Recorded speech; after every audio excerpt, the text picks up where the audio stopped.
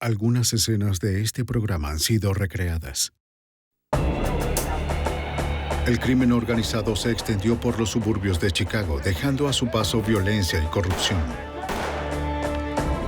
Funcionarios prominentes se dejaron seducir por la avaricia y el poder, haciendo lo que fuera necesario para proteger sus intereses.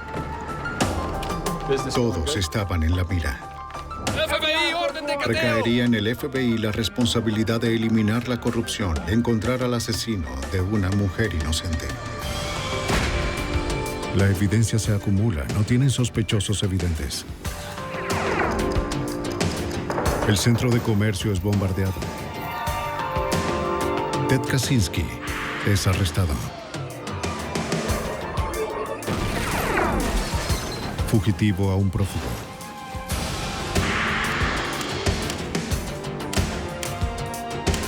Los archivos del FBI. Willow Spring, en Illinois, se parecía a cualquier otra comunidad tranquila del Medio Oeste, pero realmente era uno de los lugares más corruptos del país. Esta pequeña comunidad, justo en las afueras de Chicago, estaba bajo el control del crimen organizado. Soy Jim Kallstrom, es director del FBI en Nueva York. Era solo cuestión de tiempo antes de que la corrupción escalara al asesinato y a la conspiración. Acabar con esto requirió una operación federal de gran complejidad. El plan maestro. La orilla de un canal sanitario en una apartada zona industrial se convirtió en el lugar de un crimen atroz.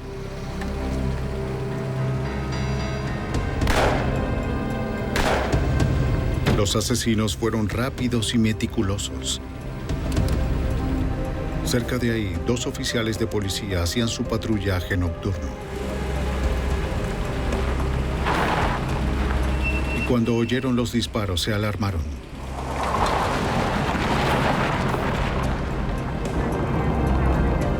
Uno de los oficiales condujo hacia el canal para investigar.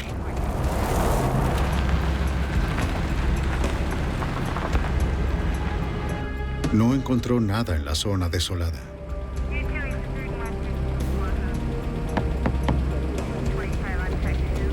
Hola, jefe. En la escena también se encontraba Michael Corbett, jefe de la policía de Illinois, en Willow Spring.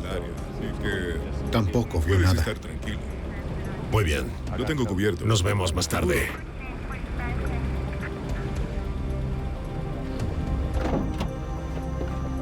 Al día siguiente, un prominente fiscal llamó a la policía para reportar la desaparición de su esposa.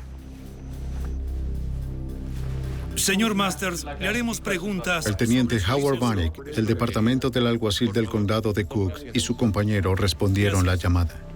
El fiscal Allen Masters dijo que su esposa Diane salió la noche anterior con algunos amigos y colegas de una universidad local donde Luego de la trabajaba. reunión, algunos miembros de la Junta fueron a un bar. Nunca regresó a casa. Tampoco había ninguna señal de su Cadillac amarillo. Dijo que hizo llamadas para tratar de localizarla hasta las 2 de la mañana, pero al final desistió. Para los oficiales, esta información tenía poco valor. Disculpen un momento.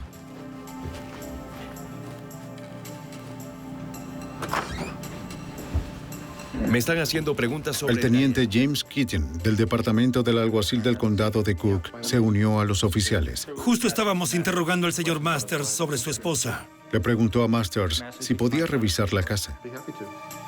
Masters estuvo de acuerdo. No tenía nada que ocultar.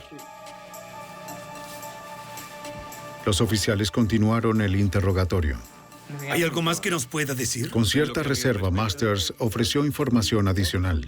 Es un profesor... Sospechaba que su esposa Diane tenía una aventura amorosa.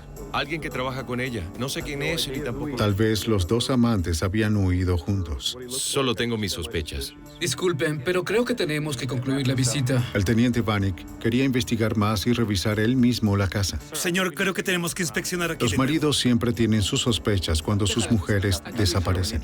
Tenemos que seguir buscando. Mire, aquí falta algo. Pero el teniente Keating intervino. Señor, el procedimiento es que 2 No iba a permitirlo. En su opinión, ya todo se había revisado. Lo siento, señor. Vámonos ya. Vanek estaba molesto. No sabía por qué Keating desautorizaba su investigación. Afuera, Keating confrontó al teniente Vanek, diciéndole que no molestara. No hay ninguna evidencia. Para el Masters no era sospechoso. Pero Vanek no estaba de acuerdo, y así se lo hizo saber. ¿Sabes qué? Es mi Justo caso. cuando los dos hombres estaban a punto de estallar, Michael Corbett, jefe de la policía de Willow Spring, llegó a la escena. ¡Basta! Vamos, tranquilos.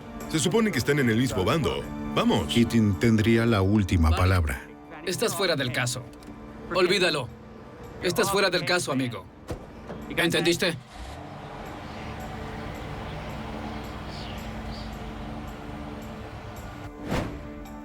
Pero la pregunta continuaba siendo la misma. ¿Dónde estaba Diane Masters? Su desaparición atrajo la atención de los medios. Diane, si nos permites, llegó el momento de cortar. Era muy activa en la comunidad local. Diane trabajó con mucho esfuerzo para abrir un refugio de mujeres maltratadas. También estaba involucrada en la política local y formaba parte de la junta directiva de la Universidad Comunitaria del Valle de Moraine. No parecía que tuviera ningún enemigo. Que hicieron posible la apertura de este centro de crisis tan necesario en esta comunidad. Pero los investigadores descubrieron otros detalles. Los amigos de Diane reportaron que su esposo era un controlador abusivo Tarde o temprano y iba... que Diane planeaba solicitar el divorcio. ¿Sabías que tarde El o auxiliar del fiscal federal Tom Scorza siguió el caso. Estábamos muy seguros de que lo que había sucedido era que Diane y Allen tuvieron una disputa matrimonial, una disputa habitual que luego escaló hacia algo mucho peor.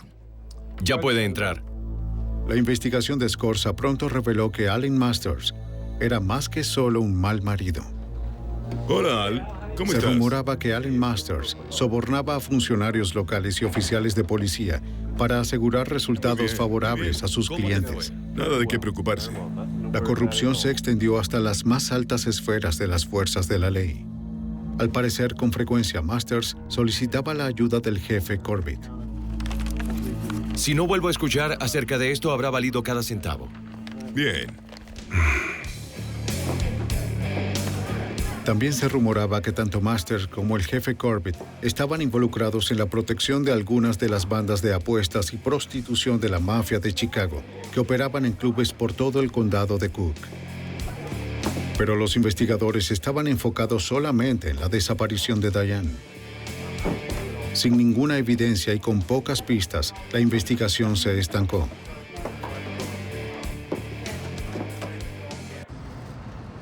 Sin estar al tanto de Allen Masters ni de la desaparición de su esposa, el FBI ya había iniciado una investigación independiente sobre las estafas controladas por la mafia en el área de Chicago. Hola, ¿cómo está? El fiscal federal David Stetler trabajó con el FBI para ayudar a desentrañar la operación de prostitución. Bien, muchas gracias. En aquel momento había numerosos antros de espectáculos nudistas, los que se podía ir, y muchos eran solo fachadas para la prostitución, así que podías entrar con la idea de ver mujeres bailando desnudas en el escenario y, por un buen precio, retirarte a un cubículo en la parte de atrás para entablar alguna forma de actividad sexual o de otra índole con las bailarinas. Los dueños de los locales sabían que sus clientes gastarían más en tragos y prostitutas si podían utilizar sus tarjetas de crédito. Es agradable ver caras Pero los nuevas. clientes se mostraban reacios. No querían recibir facturas en sus casas o negocios con cobros de locales nocturnos de mala fama. Por eso los dueños de los establecimientos localizaron compañías de transacciones de tarjetas de crédito que estaban dispuestas a procesar los pagos usando nombres comerciales falsos, pero respetables. El agente especial Ivan Harris de la oficina de campo del FBI de Chicago fue asignado para ayudar a desmantelar los negocios ilegales. El fraude consistía en usar varias compañías para lavar las tarjetas de crédito a través de sus negocios, de modo que pareciera que los ejecutivos estaban comiendo en un restaurante o utilizaban el servicio de una limusina cuando en realidad el pago era por prostitución. Muy bien. Larry Wright era propietario de una de estas compañías. Wright recolectaba las transacciones de la semana de los locales nocturnos y las procesaba a través de su firma, la National Credit Service, o NCS por sus siglas en inglés. Uno de sus clientes era Joseph Moran, el propietario de un local que era la fachada de un prostíbulo controlado por la mafia. Wright quería expandir sus propias operaciones. Se acercó a Moran con la idea de abrir un club de apuestas ilegal. Sí, es muy modesta. No tuve oportunidad de entrevistarla. Moran deseaba ayudar al hombre que le hacía ganar dinero. Ella baila con mucho ritmo.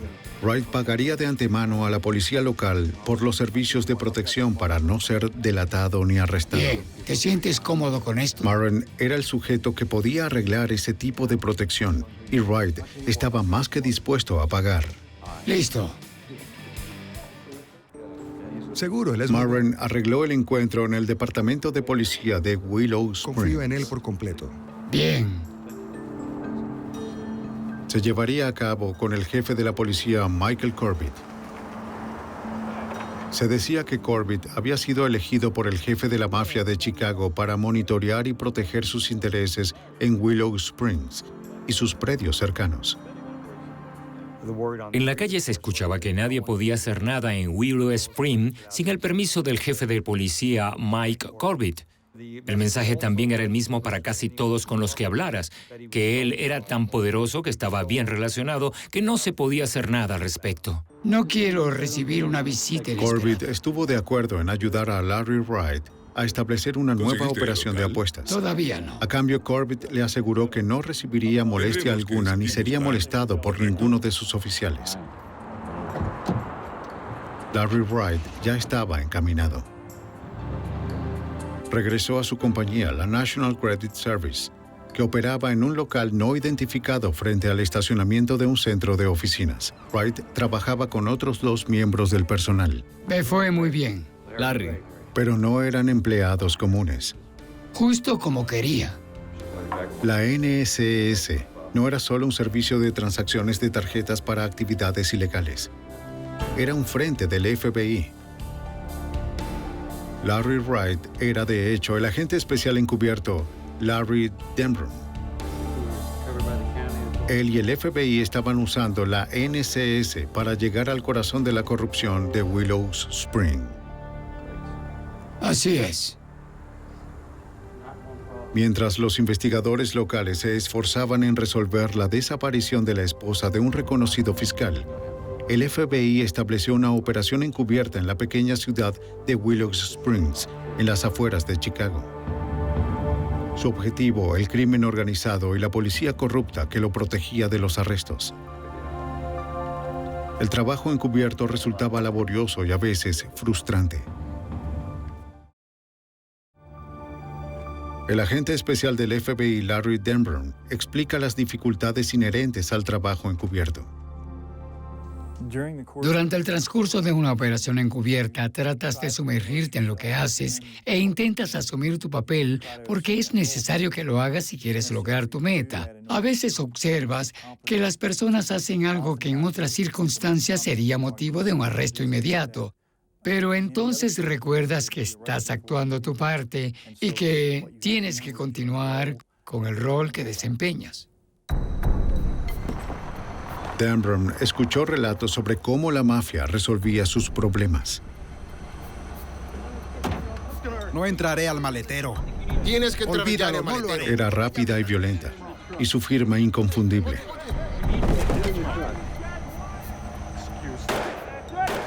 Dos balas en la cabeza.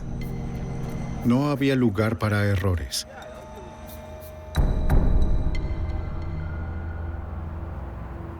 Víctor Spilatro, quien formaba parte del crimen organizado de Chicago, se dirigió a Denbrough en la NCS. Aunque Víctor contaba con poco poder, sus 2 hermanos tenían una influencia enorme en la jerarquía de la mafia. Denbrough empezaba a moverse hacia el centro del violento bajo mundo de Chicago. Los Spilatros eran uno de los nombres más conocidos entre los mafiosos de Chicago. El hermano mayor, Tony, era el jefe de Las Vegas. Representaba los intereses de la mafia de Chicago allá. Había sido una figura notoria con amplia cobertura de prensa por su participación en asesinatos y extorsiones. El agente Denbrough desarrolló rápidamente una reputación como un hombre de negocios efectivo en el lavado de dinero y operaciones de la mafia. Aquí tenemos lo que te hace falta, ¿de acuerdo? Spilatro sabía sobre las actividades de la NCS en los locales nocturnos. Estaban bajo su control. Aprecio lo que estás haciendo por nosotros. ¿Todo va bien con el negocio? Sí, nos va excelente. Le dijo a Denbrough que tendría que pagarle menos para mantenerse en el negocio. Me contenta que aprecies lo que hacemos por ti. Denbrough no tuvo ninguna objeción. Aquí lo tienes. El alcance que teníamos era el de pagar por protección a un grupo muy importante de la mafia, la familia Spilatro. Y esto nos dio cierto estatus, por así decirlo, pero no teníamos autoridad. Éramos empleados cuyo valor consistía en hacerles ganar dinero. El agente Denbrough viajó a un hotel remoto donde se encontró con el agente especial Gordon Brooks, quien supervisó la operación encubierta. Para asegurarse de que la identidad de Denbrough no quedase comprometida, se reunían solo de vez en cuando para intercambiar información. Brooks vigilaba de cerca las actividades de Denbrough. La investigación era tan peligrosa como compleja. No tienes que preocuparte de... El agente avanzó con cautela. Quería continuar ampliando las operaciones encubiertas del FBI. ¿Cómo estás, hermano mayor? Aprovechó cada oportunidad que tuvo para vender la idea de abrir más sitios de apuestas y casas de prostitución alrededor de los suburbios de Chicago. Incluso con el visto bueno de Spilatros, Denbrough aún necesitaba de los permisos y la protección de la policía. Por el futuro. Por el futuro. Se reunió con el propietario de un club nocturno, Joseph Marin, para acordar los detalles de los nuevos locales y asegurar la protección de la policía. Harry, ¿cómo estás? Pero había un problema. Tengo algunas noticias. Su protector, el jefe Corbett, había sido removido de su cargo por el Consejo Municipal de Willow Springs bajo sospecha de corrupción. Vaya. Marin conocía a otro funcionario de la ley de alto rango que podía darles la misma protección que Corbett, el teniente James Keaton, supervisor de la brigada antivicio del condado de Cook. Él trata conmigo. El fiscal federal Tom Scorza no se sorprendió con este nombramiento. La reputación de Keating era bien conocida. Está bien. ¿Tienes confianza en él? Sí. Jim Keating era teniente del departamento del alguacil del condado de Cook, pero en todo caso el rango estaba por debajo de su influencia. Era un oficial muy bien conectado en un departamento muy corrupto. Tenía conexiones con funcionarios de mayor rango que también eran corruptos, así que era un personaje clave. Con Corbett fuera de la escena, el FBI apuntó a Keating.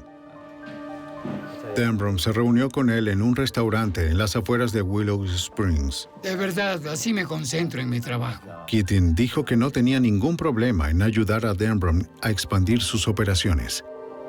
Una cosa que tienes que entender... Pero cada movimiento que Denbrough hiciera tenía que ser aprobado por él.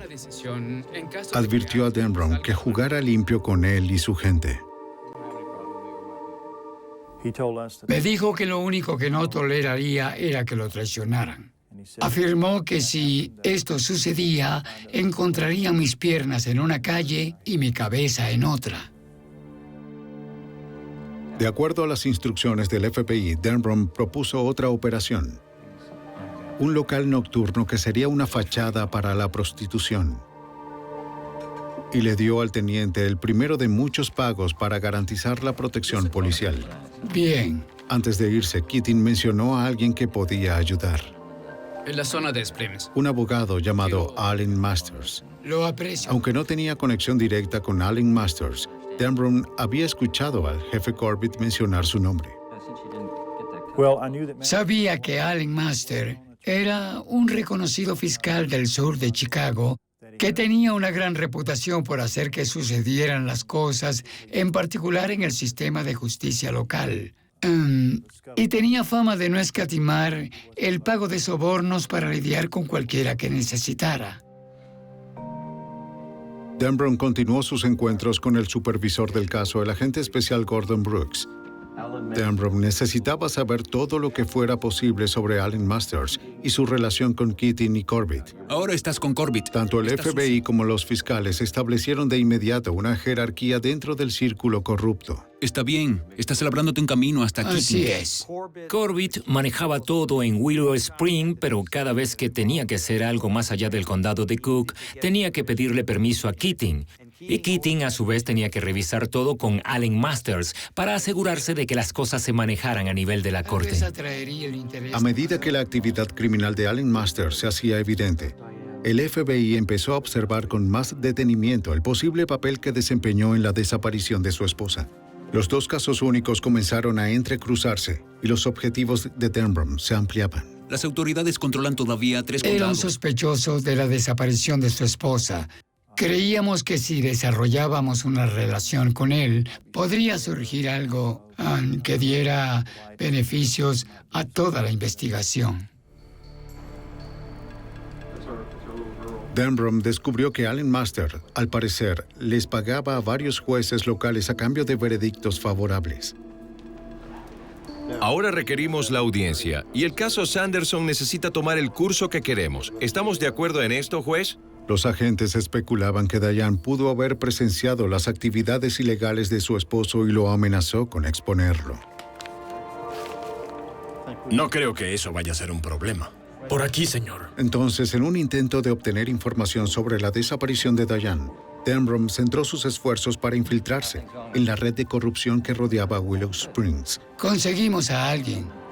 Se reunió con Keating semanas después de iniciar su plan para abrir el club. Reclutamos un buen gerente. De nuevo, Keating mencionó que su amigo Allen Masters podía ayudar. Él resuelve todo. Denbrough aprovechó la oportunidad para tocar el tema de la esposa de Allen. Keating habló poco al respecto, pero de pronto añadió un comentario inusual. El mismo plan que tuvimos con el Probablemente escuchó. Hablamos sobre la desaparición de la esposa de Masters y Keating dijo, bueno, desapareció el día antes de que solicitara el divorcio. Muy conveniente. Bromeamos sobre qué tan conveniente era esa circunstancia. Denbrough fue cauteloso al no ir más lejos, temiendo que Keating pudiera sospechar. ¿Lo conoces desde hace tiempo? ¿Has trabajado con él, sí? Sí, él puede. Mientras finalizaba la reunión, Keating le dio el teléfono de Allen Masters y le dijo que el abogado esperaba su llamada. Y tú no vas a estar implicado. Solo me falta arreglar esto. Haré lo mismo. Procedió a entablar el encuentro con Allen Masters. Hola. Señor Master, le habla Larry Wright. El fiscal accedió a ayudar a aprobar los permisos necesarios y los documentos legales, lo que implicaba el soborno de funcionarios y asegurarles protección. Hemos estado trabajando con mucho esfuerzo por un tiempo. Me parece... Masters sugirió que se vieran. Muy bueno. El encuentro se estableció para la semana siguiente, el lunes 13 de diciembre. Bien, espero verlo pronto. Creo que tal vez podríamos hacer negocios juntos. Bien, gracias. Adiós. Sin embargo, antes de que la reunión se realizara, un oficial de policía que patrullaba cerca del canal sanitario de Willow Springs notó algo inusual. Unas huellas de neumáticos en dirección al canal. De inmediato pidió apoyo. Poco sabía que acababa de abrir la tapa del bajo mundo de Willow Springs. Necesitamos demarcar el área. Mientras el FBI continuaba su operación encubierta en Willow Springs, un suburbio de Chicago, un oficial en su patrullaje de rutina hizo un descubrimiento alarmante. Unas huellas de neumáticos que se dirigían directamente al canal sanitario.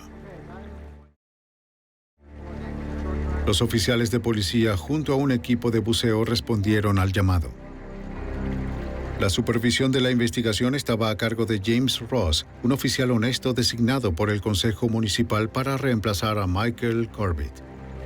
Aunque Corbett ya no estaba en el departamento, su legado de corrupción continuaba.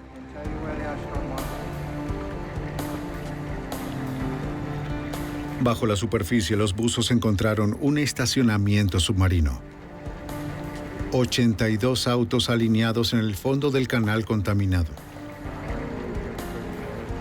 El fiscal federal Tom Scorza creía saber por qué los autos estaban ahí y quién podía beneficiarse por permitir que fueran desechados sin ninguna investigación policial. Se les conoce como los cobradores de seguros. Son gente deseosa de obtener dinero de sus vehículos cuando ya no valen mucho, que encuentran la manera de hacerlos desaparecer para luego reportarlos como robados y cobrar así el seguro. Me parecía que había sido Corbett quien aprobó el hundimiento de los autos en el canal de Willow Springs. Durante la noche, un tercer vehículo fue dragado, el Cadillac amarillo. La matrícula era DGM-19, muy conocida en Willow Springs. Estaba registrada a nombre de Diane Masters. El teniente Keating del departamento del alguacil del condado de Cook llegó a la escena. El jefe Ross se sorprendió de que alguien de la brigada antivicio hubiera sido notificado. Le preguntó a Keating qué hacía allí. Keating no le respondió. Justo ahí. Los oficiales continuaron examinando el Cadillac. Cuando abrieron el maletero, encontraron un cadáver descompuesto. Ross ordenó de inmediato que tanto el auto como el cuerpo fueran llevados a un estacionamiento de la ciudad, donde podrían examinarlos a fondo para encontrar posibles pistas. La decisión de no utilizar el garaje de la policía estaba más que justificada. El jefe Ross conocía las amplias implicaciones potenciales de este caso, al punto de no poder confiar ni siquiera en sus propios oficiales. Con menos personas alrededor, mejor.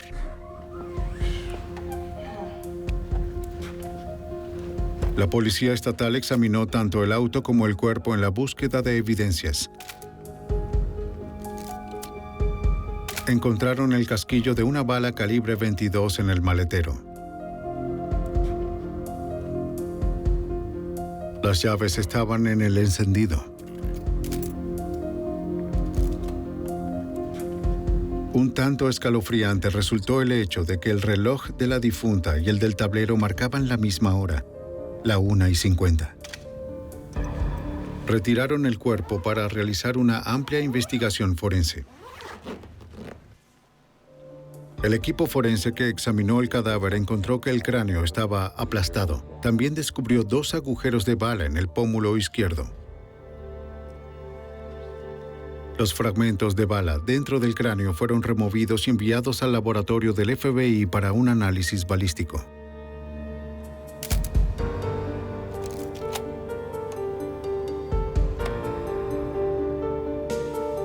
Los registros dentales confirmaron lo que todos suponían. El cuerpo encontrado en el maletero era el de Diane Masters. Una investigación de 9 meses sobre la desaparición de Diane era ahora una investigación de homicidio. Sí. El jefe Ross llamó al detective del condado de Cook, John Reed, para que trabajara en el homicidio. Lo haría en equipo con el FBI, que ahora asumía la investigación del asesinato. El detective Reed no confiaba siquiera en sus amigos cercanos del departamento. Fue informado de que a través de una operación encubierta de la NCS, los oficiales de la ley estaban siendo investigados por corrupción. Es el único hombre en el Y departamento algunos se relacionaban con Allen Masters, quien ahora era el principal sospechoso del asesinato de Diane. Me gustaría revisarlos. Está bien. Hablábamos justamente de... Mientras el agente Harris y el detective Reed iniciaban la investigación del homicidio, el agente Denbrough continuaba con su operación encubierta. La hora y el lugar de nuestra reunión. Contactó a Allen Masters para confirmar el encuentro donde hablarían sobre el club nocturno. Tendré que estar en la corte mañana. Lo siento. Masters se escuchaba evasivo y parecía distraído. Para usted. Tal vez podamos hacer algo entonces, pero deme algo de tiempo. Canceló la reunión. Bien, gracias, señor Wright.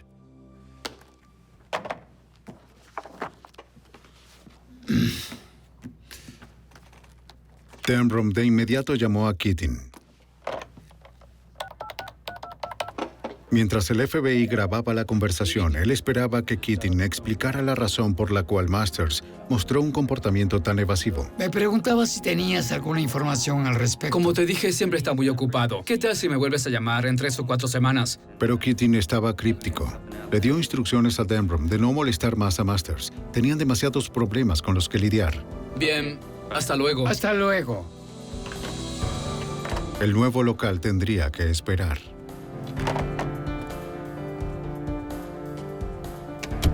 ¿Qué tienes para mí? Aquí tengo las transcripciones. Denbrough se reunió con el agente Brooks. Masters y Keating parecían estar nerviosos desde que el cuerpo de Diane fue descubierto, pero había muy poca evidencia como para culpar a cualquiera de los dos del homicidio. Tal vez Denbrough había pasado algo por alto. Le entregó a Brooks la cinta de las conversaciones grabadas con Keating. Esto los va a incriminar. Los tenemos. ¿Puedo escucharlo de nuevo? Keating. Durante los meses que siguieron, la oficina del fiscal federal, el departamento del alguacil del condado de Cook y el FBI comenzaron el proceso de unir las distintas investigaciones. Está bien. Así es. Allen Masters era la conexión entre el teniente del condado de Cook, James Keating, y el ex jefe de policía de Willow Springs, Michael Corbett. De ser así, podemos poner... Dependería de los fiscales armar un caso al probar que 3 hombres y todas sus actividades representaban una organización criminal en curso. Está bien, si pueden continuar con la acusación de Rico, lo que tuvimos que hacer para culpar a Masters, Corbett y Keating de un conjunto de actividades que incluían homicidio fue probar cómo armaron una organización criminal, una minimafia. Aprecio mucho el encuentro con usted esta noche, señora Capps. Si a ustedes no les... Lo primero que hicieron el detective Reed y el agente Harris fue entrevistar a los amigos de Diane que estuvieron con ella la noche cuando desapareció. Dijo haberla seguido hasta su casa esa noche. Una de las colegas de Diane, Genevieve Capstaff, de hecho la siguió hasta su casa aquella noche después de la reunión de la junta. Solo quería ver, así que la seguí. Capstaff indicó que quienes trabajaban con ella en la junta de la Universidad Comunitaria de Moraine sospechaban de la existencia de un romance con un profesor de economía. Admitió que quería ver si los dos se iban a encontrar. Y la siguió hasta su calle. Cuando se dio cuenta de que Diane regresaba a casa, continuó su camino. ¿Hay algo más que me pueda decir? Un interrogatorio más a fondo reveló que todos los miembros de la Junta de la Universidad Comunitaria, incluyendo Diane, recibieron una póliza de seguro de vida de $100,000 como parte de sus beneficios laborales. Bien, pero eso solo cubre... La póliza especificaba que los beneficios se pagarían solo si el miembro de la Junta moría mientras se trasladaba desde y hasta las reuniones de la Junta. Esta se anulaba una vez que el miembro ingresara en su casa. Eso es todo, pero... Allen Masters señaló que Diane nunca llegó a casa aquella noche. En consecuencia, podía cobrar la póliza de seguro.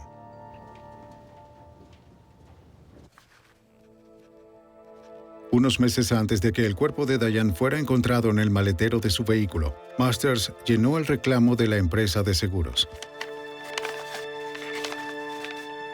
y lo envió luego de completar todo el papeleo. Aunque la muerte de Diane no había sido corroborada todavía, Masters logró que un juez la declarara legalmente muerta. Como resultado, estaba a punto de recibir $100,000.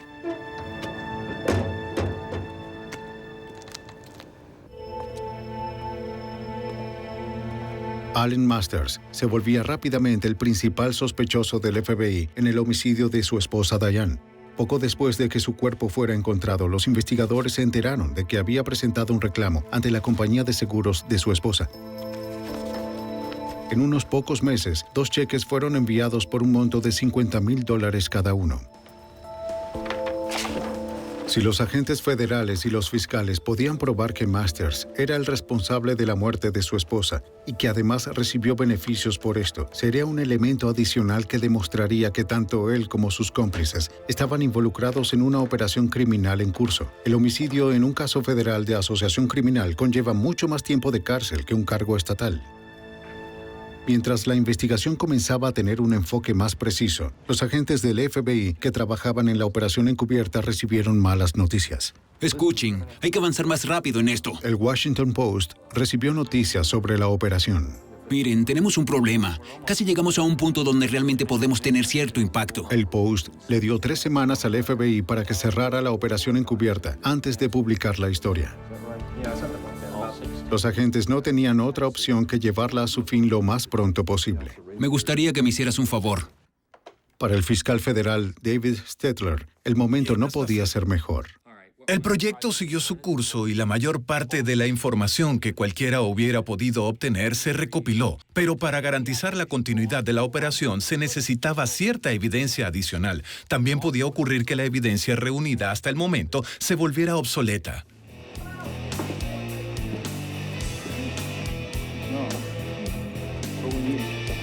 Los agentes unieron meticulosamente las piezas de una red de corrupción que se extendía a los locales nocturnos bajo el control de la mafia. Había llegado el momento de cerrarlos. ¡Dese la vuelta! ¡Vamos, FBI! ¡Abran la puerta! ¡Abran la puerta! El FBI abordó todos los locales nocturnos la misma noche con un despliegue enorme. Cientos de oficiales y agentes llevaron a cabo una redada en más de una docena de locales del condado de Cook, incluyendo los de Willow Springs. Venga, las manos atrás. Por aquí. Deténgase. En silencio. Dentro de los locales, los agentes federales recolectaron gran cantidad de evidencias incriminatorias. ¿Lo tienen? ¿Seguro? Buen trabajo. Seguro. Dese la vuelta. 55 personas fueron inculpadas, incluyendo a Joseph Murren, propietario de un local, Tony Spilatro y su hermano Víctor. Fueron declarados culpables tanto en la Corte Estatal como en la Federal por extorsión, prostitución, soborno y asociación para delinquir. Muchos funcionarios del Departamento del Alguacil del Condado de Cook, entre otros oficiales del Departamento de Policía de Willow Springs, fueron acusados y condenados por proteger esos negocios. Muévase, rápido. Luego de 3 años encubiertos, la operación se cerró oficialmente. ¿Cuál es el nombre de su amigo? Para el agente encubierto Larry Denham, era el momento de abandonar el papel de Larry Wright. Diría que el final fue de euforia y decepción al mismo tiempo. La decepción de estar al tanto de que había muchas más oportunidades de identificar otras actividades criminales. Sabíamos que se trataba de un buen trabajo, que recolectamos una enorme cantidad de evidencia y que logramos ver realmente algunas de las actividades delictivas que se estaban llevando a cabo. Alan Masters. Las autoridades locales, el FBI y los fiscales ahora podían enfocarse exclusivamente en la investigación del homicidio de Diane Masters. Ella dijo que él la golpeaba. Continuaron interrogando a sus amigos y asociados, incluyendo con quien supuestamente tenía un amorío. También hubo otras El profesor de economía, Jim Koselniak, confirmó que él y Diane tenían una relación. También indicó que Masters abusaba de Diane física, mental y emocionalmente. Vivía con miedo de su marido. Nos tomamos una copa. Diane le dijo que planeaba solicitar el divorcio. Koselniak también tenía razones para temerle a Alan Masters. Una noche, Koselniak y Diane salieron a tomar una copa en un bar local. Recordó que Diane llamó a casa para ver cómo estaba su hija. Y en lugar de la niñera, Allen inesperadamente contestó el teléfono. ¿Allen? Sospechaba que estaba con su amante.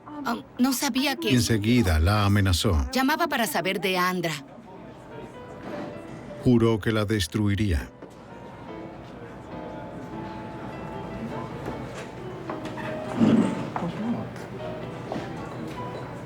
Koselniak comentó que Diane regresó muy molesta después de la llamada. Se dirigió a la barra para buscar otros tragos. De pronto se le acercó un individuo que lo confrontó con una serie de preguntas. Sí, lo hago. El hombre nunca se identificó. 10, 12 años. Le preguntó a Koselniak cuál era su nombre y dónde trabajaba. Koselniak. Aunque el sujeto no dijo nada más, Koselniak sintió que acababa de recibir una amenaza. Mantente lejos de Dayan.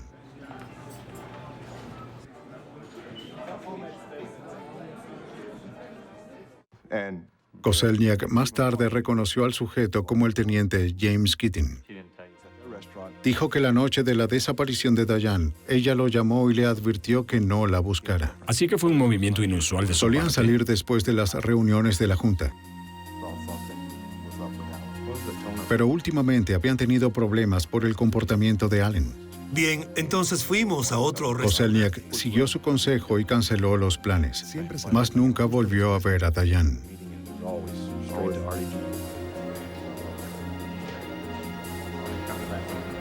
De hecho, viene en camino. El agente Harris y el detective Reed continuaron el interrogatorio de los testigos. Hola, me alegra que haya podido venir. Descubrieron que Masters contrató un detective privado para vigilar a Dayan. Logramos que cooperara con nosotros un individuo llamado Ted Nicasa, quien había sido el investigador privado de Allen Master. Master le pidió a Nicasa que colocara un micrófono en el teléfono de su casa porque sospechaba que su esposa tenía una aventura. Tengo algunas cintas. ¿Qué tienes para mí? Nicasa le dijo a los investigadores que el micrófono había sido un éxito al exponer el amorío de Dayan y Koselniak. Ted Nicasa reprodujo la conversación telefónica registrada en la cinta donde Dayan hablaba de una manera muy sensual con su novio Jim Koselniak. Según Nicasa, después de escuchar la cinta, Allen Masters declaró su intención de matar a Dayan y de buscar a Keating para que pareciera como un accidente. Allen Masters quería que mataran a su esposa y tenía los recursos para salirse con la suya. El FBI y las autoridades locales continuaron descubriendo evidencias en contra de Allen Masters y sus socios que apuntaban a una conspiración para asesinar a Dayan, la esposa de Allen. A través de un investigador privado contratado por Allen Masters, la aventura amorosa de Dayan quedó expuesta. La furia de Allen estaba fuera de control. Pero los investigadores no contaban con una evidencia sólida para acusarlo de asesinato. Después de 5 años de una investigación exhaustiva, eso estaba a punto de cambiar. Tenía la intención de mandar a matar a Dayan. Descubrieron que un oficial de policía del condado de Cook, Jack Bachman, estaba dispuesto a declarar. Este tenía información valiosa sobre el caso. Bachman tenía mucho temor de las consecuencias que tendría hacer la denuncia por su propia cuenta. ¿Dijo alguna palabra? Afirmó que se le acercaron con la propuesta de asesinar a Dayan. La oferta vino del teniente James Keating. Bachman mantuvo una serie de conversaciones con Keating y al final Keating le preguntó si estaría interesado en acechar y matar a Dayan Masters. Bachman dijo que Keating le ofreció $25,000 para cometer el crimen. Michael Corbett, el jefe de la policía, ya había acordado deshacerse del cuerpo. El jefe Corbett. Bachman declinó la oferta. No, señor. Lo siento. No puedo estar involucrado en algo así. A través de Keating y con toda la claridad del caso, Masters solicitó un homicidio. Esta reunión que acabamos de tener. Bueno, no. Esta fue la última pista que el fiscal Scorza necesitaba para proceder con la acusación. Eliminarla y le pregunté qué intentaba decir. Lo que pudimos demostrar fue que cuando Allen decidió matar a su esposa, solo era capaz de recurrir a 2 oficiales de policía que habían estado involucrados con él en actividades criminales y de corrupción. Que tanto la planificación del homicidio como el hecho de haberlo solicitado eran actividades típicas de una asociación criminal. Las piezas finalmente se juntaron. Los investigadores armaron un posible escenario del asesinato de Dayan Masters.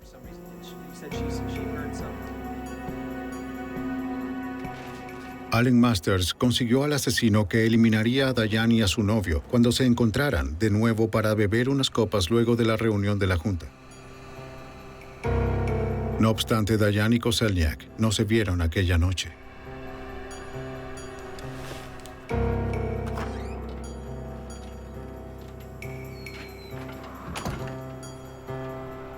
Llegas tarde a casa. La reunión terminó tarde. Furioso, Masters tomó el asunto en sus propias manos. Allen Masters estaba en casa, cuidando a su pequeña hija, mientras armaba una coartada con llamadas de larga distancia para poder demostrar que no había salido. Nunca se imaginó que su esposa iba a entrar por la puerta aquel día, pero así fue. Cuando comenzó a desvestirse, él la golpeó con un objeto contundente, le dio 2 golpes en la cabeza. Masters entonces llamó al jefe Corbett, quien vino con un cómplice desconocido para deshacerse del cadáver. Arrojaron el cuerpo de Diane en el maletero de su Cadillac. Luego Corbett se alejó con el cómplice, mientras Masters se quedaba en casa con su hija. Condujeron hasta el lejano canal sanitario.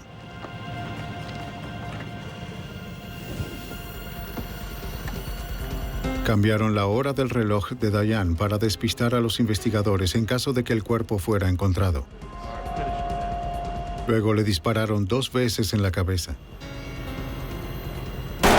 Querían que pareciera un ataque de la mafia.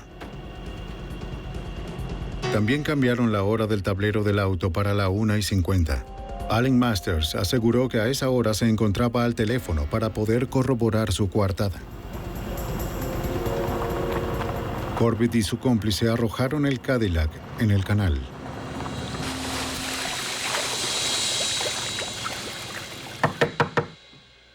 En junio de 1988, 6 años después del asesinato de Diane, los investigadores presentaron cargos en contra de los 3 conspiradores. Sí, conozco mis derechos. El ex jefe de la policía, Michael Corbett, fue arrestado por cargos de asociación para delinquir, soborno, conspiración para asesinar y encubrimiento del asesinato de Diane Masters.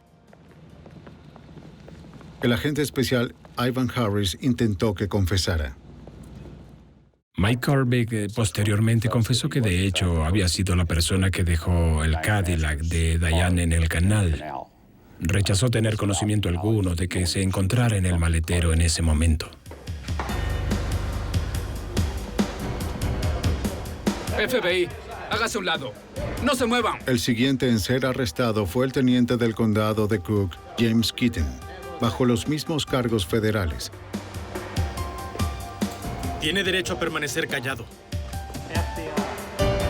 También negó estar involucrado en el asesinato de Diane.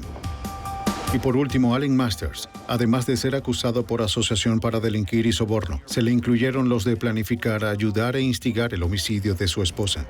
Si tiene alguna pregunta, o si así lo desea. Los fiscales no contaban con suficiente evidencia sólida para culpar a los conspiradores del homicidio de Diane. El fiscal Tom Scorza fue capaz de unir de manera exitosa las actividades criminales para el jurado. Masters fue acusado en todas las cortes. Cobrar la suma de $100,000 de la compañía de seguro luego de haber asesinado a su esposa también hizo que lo culparan de fraude postal. Recibió un total de 40 años hasta el final de su vida. El ex jefe de la policía Michael Corbett recibió 20 años y James Keaton fue acusado y sentenciado a más de 30 años. El caso de los Masters fue especial en mi experiencia porque no había una sola pieza de evidencia que probara su culpabilidad. Lo que sí había eran miles de piezas pequeñas que armaron un mosaico. Eso fue lo que hizo que el caso resultara intrigante y muy difícil de presentar. Fue todo un reto exponerlo al jurado, pero resultó ser una historia estupenda porque al final el jurado pudo ver cómo una evidencia por aquí y otra por allá armaron la historia completa.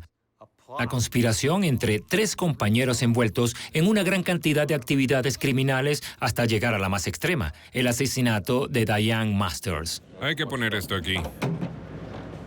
La investigación encubierta que el agente Denbrom supervisó, además del trabajo de otros agentes del FBI, expusieron una red de corrupción profundamente arraigada en el condado de Cook que lograron erradicar por completo. Al eliminar estos brotes de corrupción, los habitantes de los suburbios de Chicago ya no tuvieron que convivir con la ilegalidad que los amenazaba con destruir su comunidad.